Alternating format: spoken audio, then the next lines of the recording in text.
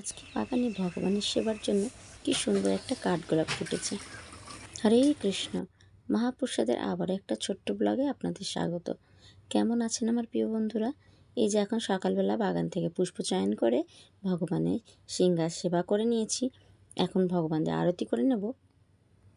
আজ সকালে জলখাবারে ভগবানকে দিয়েছি মুড়ি আর আলু ভাজা, তুলসী পত্র দিয়ে। আমার প্রিয় লাডলি কপুকে এখন ভোগ নিবেদন করলাম। এরপর চলে যাব দুপুরের প্রসাদে।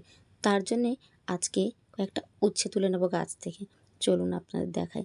ঝড়ে গাছটা একেবারে পড়ে নিচে নেমে গেছে। অনেকগুলো উচ্ছে হয়েছিল, কিন্তু কি করা যাবে, গাছটা নষ্ট হওয়ার আগে সমস্ত উচ্ছে তুলে ফেলতে হবে। বেশ অনেকটাই হয়েছে, আবার অন্য একদিন তুলব কয়েকটা। আজকে দুপুরে ভগবানের জন্য উচ্ছে আলু ভাজা করে দেব। কয়েকটা উচ্ছে আবার পোকাও লেগেছে, এটা ফেলে দিতে হবে। এখন উচ্ছে আলু আমান্য করে নিয়েছি, এখন ভাজা করে নেব।